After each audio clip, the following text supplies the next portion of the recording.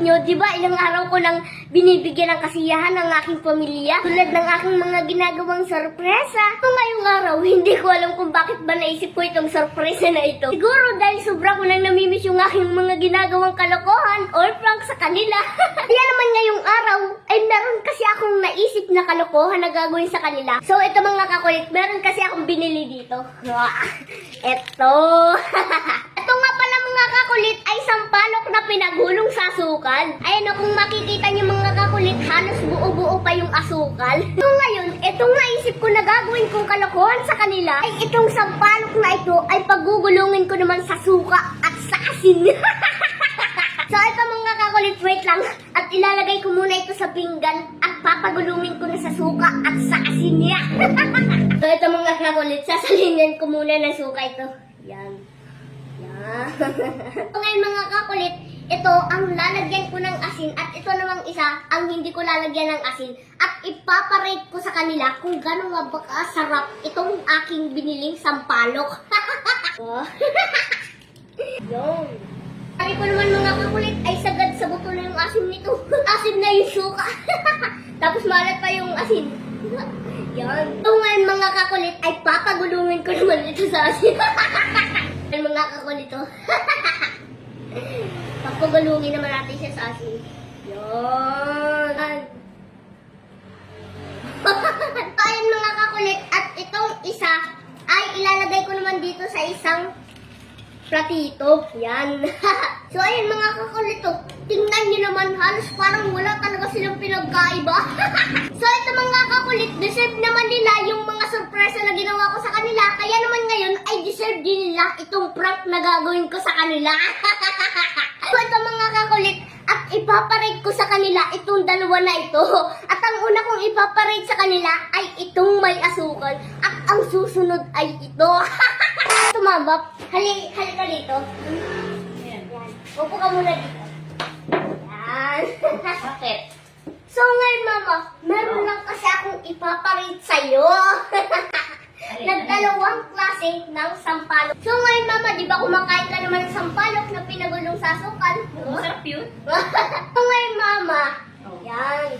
Meron lang kasi ako ditong biniling sampalok. So ngayon, ginaya ko siya. Tapos, ipaparate ko lang sa'yo kung magkagaya ba siya ng lasa. Sige, tikman mo na, mama. Ito yung binili mo. Oo. Sarap. Tamis-tamis na maasim-asim. So, ngayon, mama, anong rate mo dyan sa binili ko? Sa 1 to 10, 8. Kasi medyo masarap din siya, matamis-tamis na maasim-asim. So, ngayon, mama, ang titikman mo naman ay itong ginawa ko. Tapos, i-rate mo din siya kung gaano siya kasarap. Okay. At kung nagaya ba niya itong lasa nitong isa. Okay? Okay. Masarap to ha? Ikaw nagawa nito? Akong gumawa niyan, ginaya ko itong isa. Ano mo? Ano mo? Ano mo? Ang bibinaw na mahinaw na mahinaw.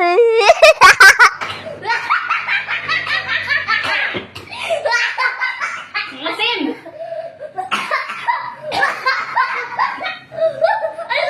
Ang nalagay mo dyan! Masarap, mama? Ay, mama, ang rate mo. Wala, sama. Asim! Anak, na maasim! Maalat na maasin. So, ngayon, mama, anong rate mo? Wala, 0. Zero. Masarap, di mo, mama? Ako na. Ito, papa, halika dito. Upo ka dito. Ano yan? Yan. Meron lang kasi akong ipaparate sa'yo. So, ito, papa, meron lang kasi ako dito binili na sampalok. Yan. So, ngayon, papa, ay ginaya ko siya. Tapos, ipaparate ko sa'yo kung magkaparehas nga ba siya ng lasa. Okay? Okay. Okay. Ibig sabihin ito yung binili mo, tapos ito, ginawa mo. Ginawa ko. Ginaya Ginaya ko mo ito. lang. Tapos, i-rate mo lang siya kung magkaparehas nga ba ng lasa. Ah, Okay? sige. Yan muna ang natikman mo. Sarap. Tamis-tamis na maasim-asim. Sarap. Mm. So ngayon, Papa, ito naman ang tikman mo. Ito yung ginawa mo. Ito na. Ito yung ginawa ko. Alam ka, natuto mang gaya ng mga ganyan. Tapos ito, Papa, ginawa ko lang to. Napanood ko din to sa YouTube. Sarap yan. Sarap.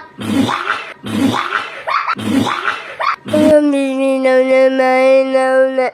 Nalumawi.